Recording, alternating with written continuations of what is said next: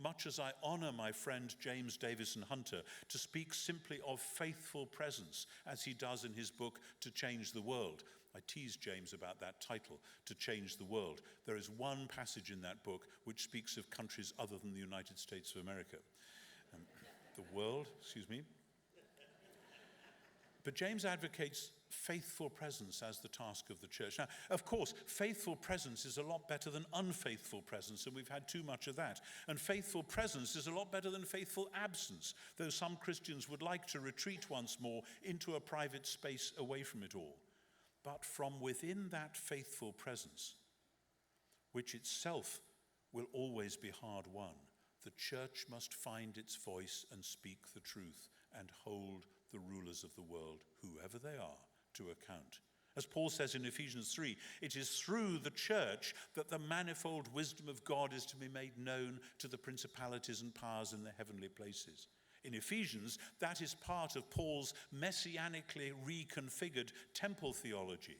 When the church is being the church, what is Ephesians about? The church being united, holy, worshipping, and daily engaging, yes, in spiritual warfare. Then it will be a sign to the powers that Jesus is Lord and that they are not.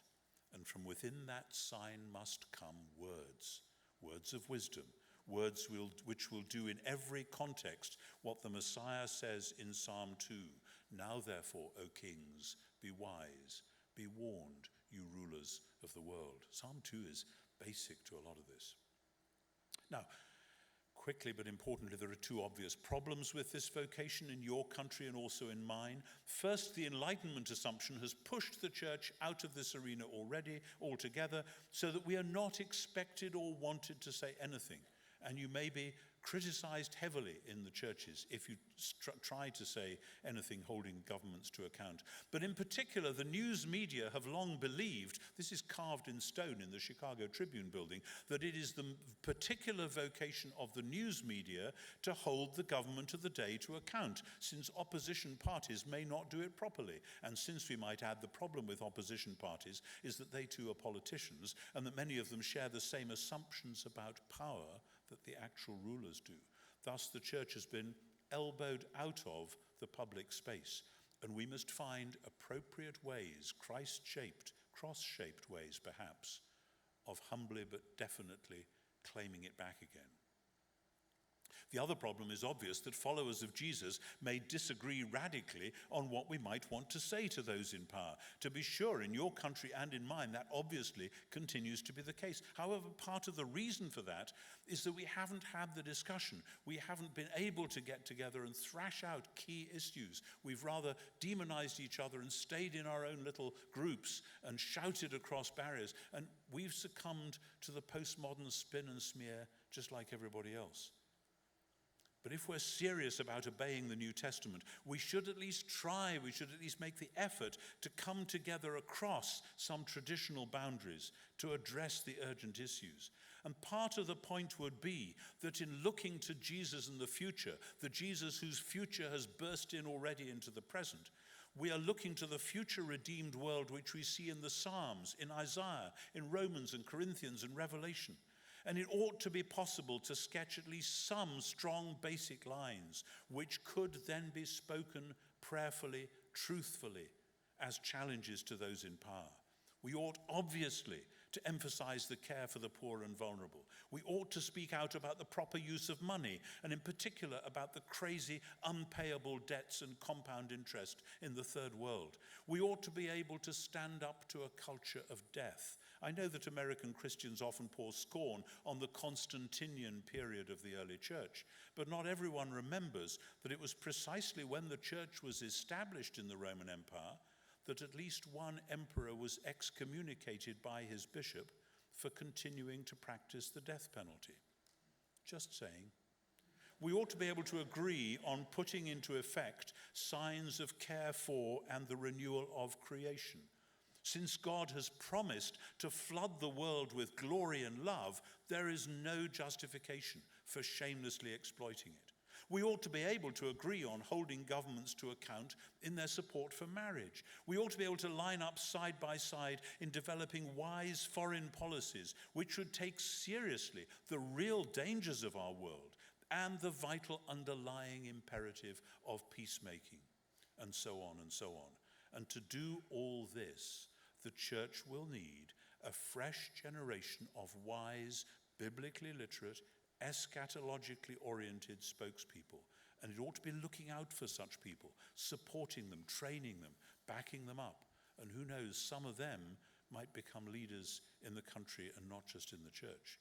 But in all this work, the watchword must not be the attempt to seize ordinary power so we can bully others to do what we think we want. That's back to James and John once more. Suffering, prayer, faithful witness, explicitly holding rulers to account, looking to the victory of Jesus over the powers as the achievement of the past and the completion of his new creation project in the future, and taking our bearings and tactics from both. There's so much more. But at least I hope this is a start. We have lived far too long in collusion with the Enlightenment philosophies which have parodied the Christian version of the future. It's time to recapture the true vision of Jesus and the future, not of a distant heaven, not of a rapture or an Armageddon, not simply of a steady state of social improvement, but of the new creation in which, as the prophet said, the earth shall be full of the knowledge of the glory of the Lord as the waters cover the sea. How do the waters cover the sea? The waters are the sea, flooded with God. That once more is both Jewish eschatology and temple language. We who believe in Jesus and follow him are called to be people of that story, of that symbol. And we ourselves then are to be working models of new creation, filled with the Spirit, speaking the words of truth, which are themselves part of the means of that Jesus-shaped future coming about. Who is sufficient for these things? None of us. But as Hopkins put it, and for all this, nature is never spent. There lives the dearest freshness deep down things. And though the last lights off the black west went, oh, morning at the brown brink eastward springs, because the Holy Ghost over the bent world broods, with warm breast and with, bright wings. Thank you.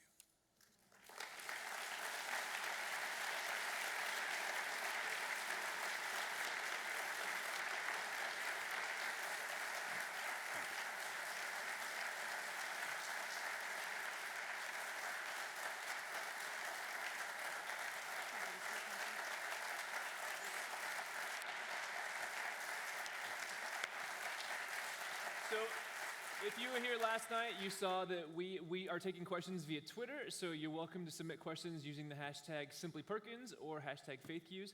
And so we are streaming those right now, and your questions are coming in live, and we will deliver those on to Professor Wright here. So Victoria, you want to start? Yeah, so our first question is, how would you define the difference between optimism and hope? Optimism and hope.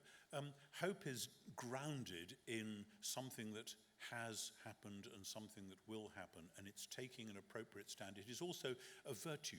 Hope is something you have to practice. An optimism is simply a feeling which can come and go, and some people are lucky and have that feeling quite a lot. Sometimes it lets them down badly, and likewise, some people are just pessimistic. In Winnie the Pooh terms, some people are nature's Eeyores, always looking on the dark side of things. But hope is, as Paul says in 1 Corinthians 13, it's one of the three virtues, faith, hope, and love.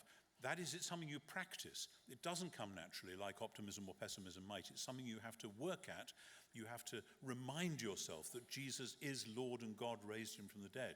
And drink that in, breathe it in with your praying day by day, and look out at the future and remind yourself that Jesus is Lord and one day every knee will bow. And gradually, the virtue of hope becomes second nature. Optimism is, if you like, a short-term, shallow parody of that virtue. So you said earlier that the politicians are lagging behind in modernity, and so in a church that seems to be lagging behind in modernity, how do we living in postmodernity manifest eschatological hope in the midst of ecclesiology institutional stuck in modernity? Yeah, I mean, just to say the last three words again, you I went know, rather right? quickly. Basically, what you said about politics, say the same thing about the church. Yeah, oh, sure. I have often said, in fact, when I heard Madeleine Albright say that thing about 21st, 19th century, one of the reasons it resonated with me is that one of my mantras for the last 10 years or so has been that the church must stop giving 19th century answers to 16th century questions and must start trying to give 21st century answers to first century questions. And I mean, that's a cheap shot as well, but there is some truth in it. And yes, the church is terribly good at running back to comfortable certainties from a former age where nobody lives anymore. And instead of saying, actually, Jesus is waiting for us up in the future. He's raised from the dead and he's gone before us, metaphorically, into Galilee. And we need to figure out where that's going now. And that doesn't mean we throw the past into the trash can and forget it all, because we are still part of the same story. It means learning to tell and live the true story. Postmodernity tries to deconstruct all big stories because that's what it does best, because the big stories it knows are the modernist stories of enlightenment, arrogance, and power, and all the rest of it. The church's story is not a power story, it's a love story. And you can't deconstruct a love story. You can try, but you'll find that actually, as with the gospel itself, love is not that sort of thing. But unless the church is seen to be living the love story rather than the power story, then, of course, postmodernity will deconstruct it again. This is a nice segue. You spoke about kind of the caution to not let the power of love be replaced by the love of power. So is there something inherently evil about power? No, I don't think there is something inherently evil about power itself, and I think it's part of the problem of our day that we've often imagined there is. It's rather like the Platonic sense that there's something shabby about the earth and human bodies and so on, and we have to say, no, these are good. Power is part of God's world in the sense that God wants his world to be ruled by wise, obedient, humble human beings. That's there in Genesis 1 and all the way through. Hence Colossians 1, as I say. If one thinks that there's something bad about power, then Colossians 1 shouldn't have existed.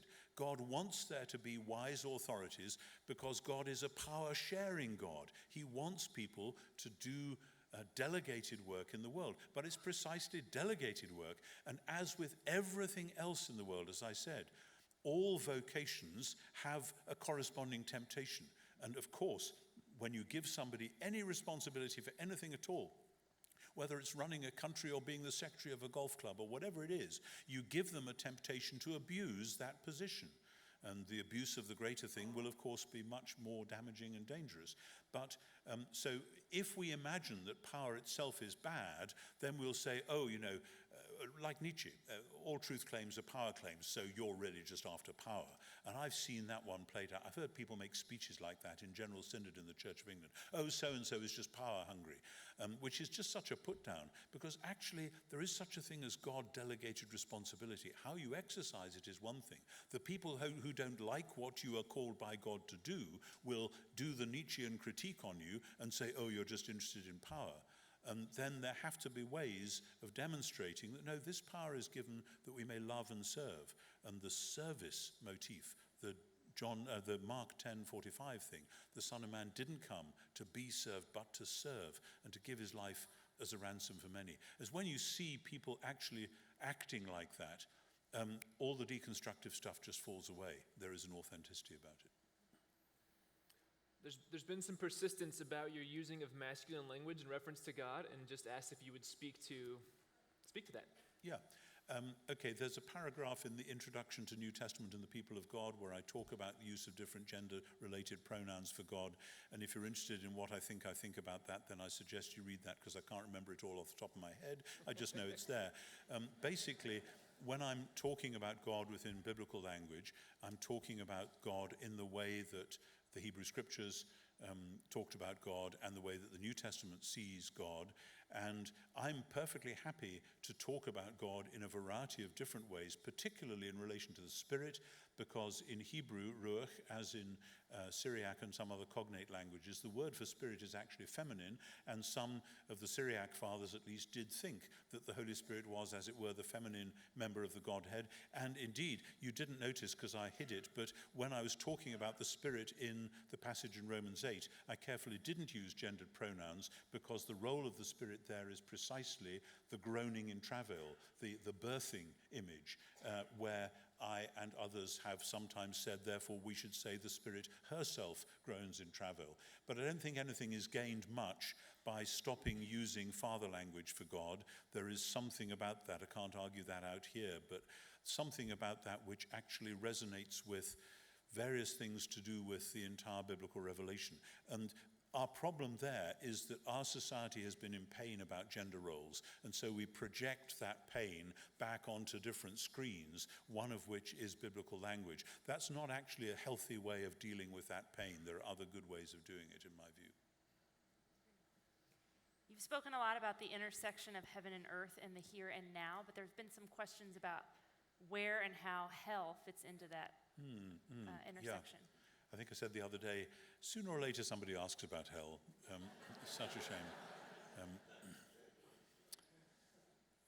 Some of you will know C.S. Lewis's book, The Great Divorce, where he manages to construct a picture of an ultimate, very physical, super physical heaven, final creation, and a picture of a hell which is so thin and slight and insubstantial, because it consists basically of denial.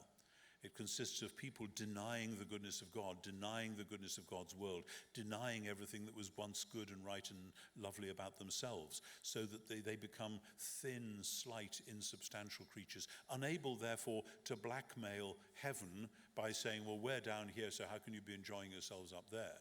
I recommend that book, C.S. Lewis, The Great Divorce, to give a very different picture from the normal Sistine Chapel picture of here's Jesus sending some people this way and some people that way. That's not a good way of doing eschatology. The New Testament is not fixated on heaven and hell. It's fixated on heaven and earth and them coming together. And hell is a very loose, imprecise, and often wrongly allusive way of talking about what happens when God says to human beings, you are responsible. You make choices as to who you worship and what you worship. And if you worship that which is not the true and living God, you are saying, I don't want to be genuinely human. And it seems to me down that line somewhere there is something that can be said. I would often rather not say it, since when I talk about this, I'm talking about people I know and love, as well as lots of other people that I don't know. And I think that Western culture has been far too stuck in a medieval vision. It's very interesting, the Eastern Orthodox Church doesn't do it like this. Not because they're universalists, some may be, but they're not all. They just don't do eschatology the way that we've done it for 1,000 years. We have a lot to learn about that. So you've struck a chord with this politics. It keeps coming up. So can you offer examples of how we keep our politicians accountable, especially when we don't even agree with the way government runs? With the way that the government runs, yeah. Well, there are all sorts of things about the way governments run which one might disagree with, and there are different levels and layers of critique. And I, as you probably know, I was for 7 years a member of the British Parliament, because bishops of Durham are automatically in the House of Lords. So I had a little bit of an inside view of what was going on, and it wasn't terribly pretty some of the time, though there were some times when really good things were done. And I did come to appreciate the sheer problem of the complex lawmaking business in even a country the size of Britain, let alone a country the size of America, where all sorts of special interests and special needs and goodness knows what, and local and regional differences and balancing it all out, these are incredibly complex. And we do need to cut our politicians some slack, because an awful lot of them work very hard to try to get things in a proper balance and to do justice and mercy. But I'll give you one example of what happened a few years ago, and I was, some of you know, involved with this movement. I mentioned the question of debt relief. Nobody much was highlighting that in Britain at the end of the last millennium and the start of this.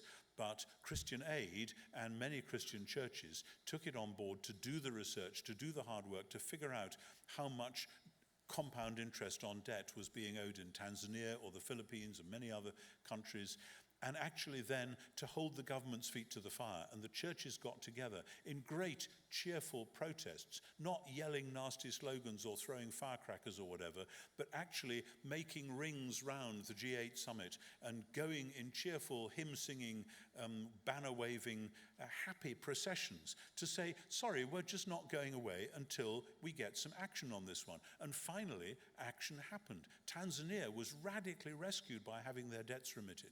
And you know, I mean, I feel passionately about this. In 2008, when we had the great crash and Lehman Brothers went down the tube and all sorts of bad things were going on, people got in their private jets to fly to Washington, and the similar things happened in London, to say to the government, excuse me, we've just run out of money, can we have some more?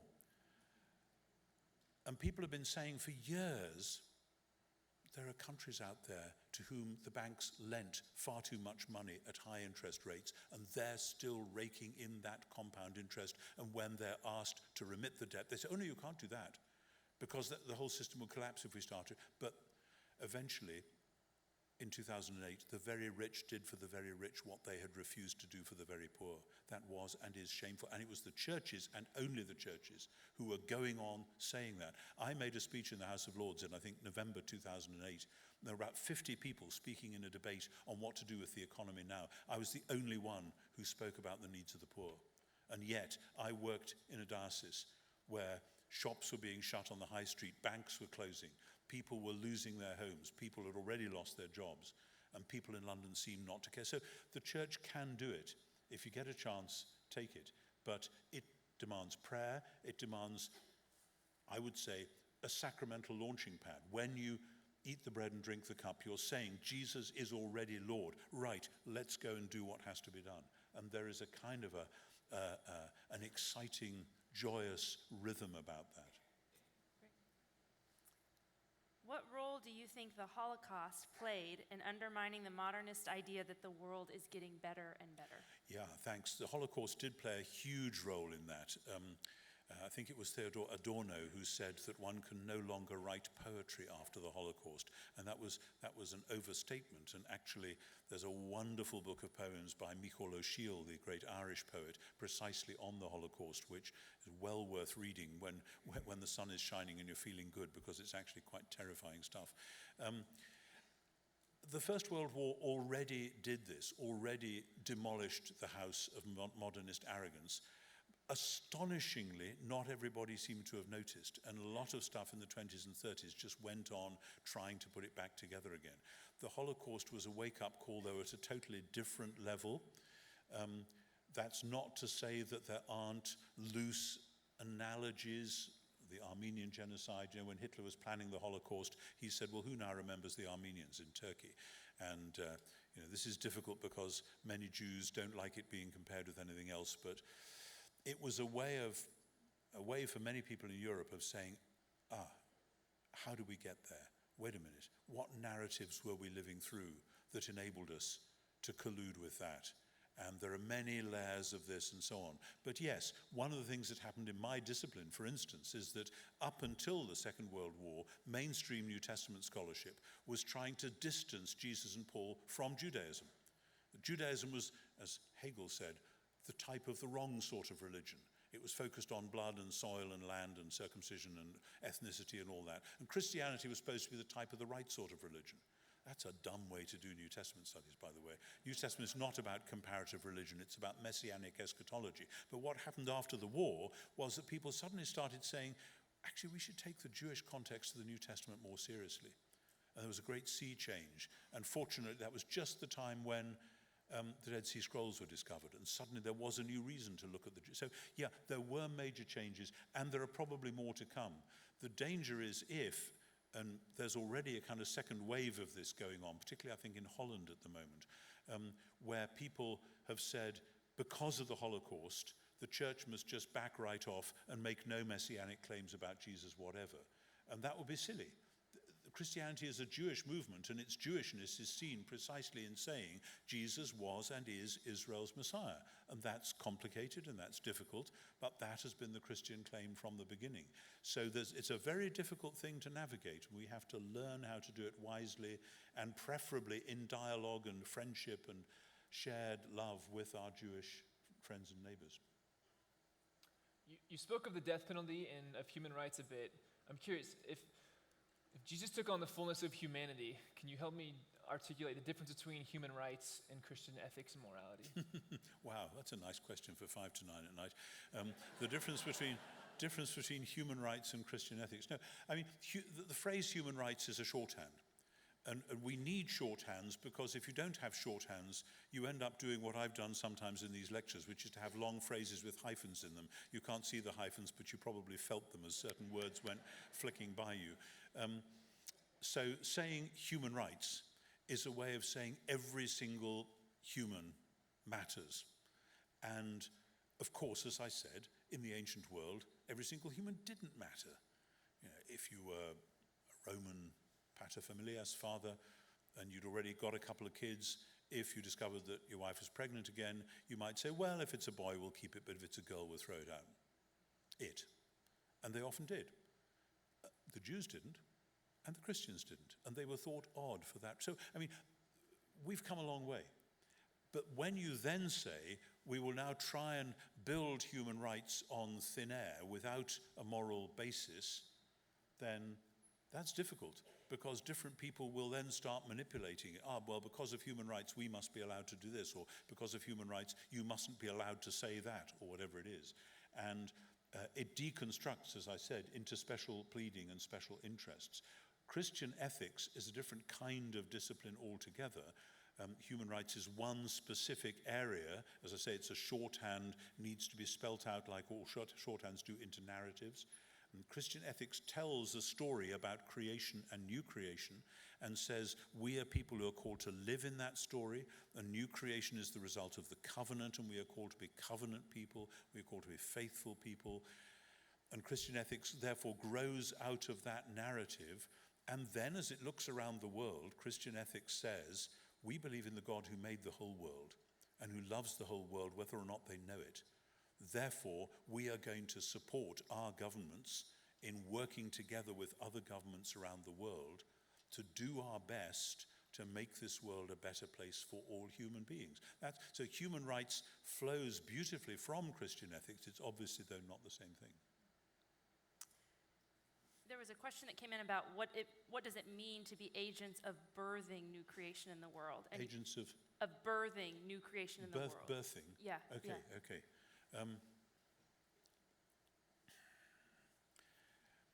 There are many things that the church is called to do and many aspects of new creation. In Surprised by Hope, I talk about this rather unlikely trio of justice, beauty, and evangelism.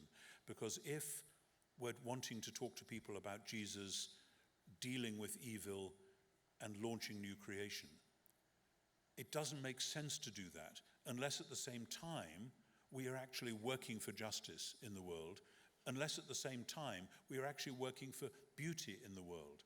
Because if we believe that God's new world has been launched in Jesus, which will be a world flooded with justice and peace, a world of such beauty that we can hardly begin to imagine it and probably couldn't even bear it if we saw it now, then of course we ought to be people who are doing justice and beauty in the present. So that birthing justice, for instance, in the release of global debt, which I've already spoken about, yes, of course, birthing beauty. I've been privileged in some of my jobs to work with some great Christian artists and musicians and to watch them bring to birth a new vision which, through music particularly, helps people to see that there is a new world and that they're being invited to be part of it. Music can do that. And many other things do it as well. So those would be two examples. But also, in pastoral work, in pastoral care, one of the joys and glories and challenges of pastoral work is being with people, weeping with people, sitting with people, praying with people, holding their hands as they're dying, whatever, bringing hope, the virtue of hope, into people's lives and seeing situations transformed, either through physical healing, or through any number of other things. So all that and much, much more. Huge question. Yeah. Nearly time to quit, according to my watch. All right, we'll give you a last one that's a little bit more gentle. You spoke of poetry. Could you name a few of your favorite poets? Oh, I quoted Hopkins, T.S. Eliot, of course, Micheál O'Sheill I just mentioned, great contemporary Irish poet who I've used in my own work. Obviously Shakespeare. Donne and Herbert particularly. George Herbert was one of the first English poets that I really fell in love with. I was very badly taught English literature at school. My English literature teachers just didn't do a good job. Fortunately, I had a singing teacher who gave me Vaughan Williams' setting of the 5 mystical songs by George Herbert, and I loved the music, but they took me into Herbert, and I've never left him, really. So, is that enough to be going on with? Well, thank you again for your time. Thank you. We're so grateful and appreciate it.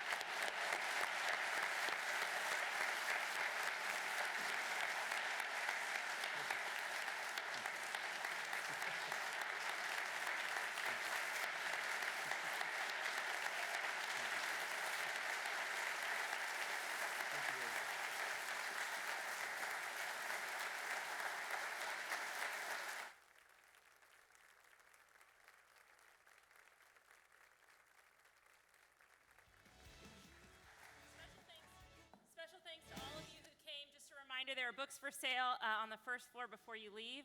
Drive safely and have a wonderful evening.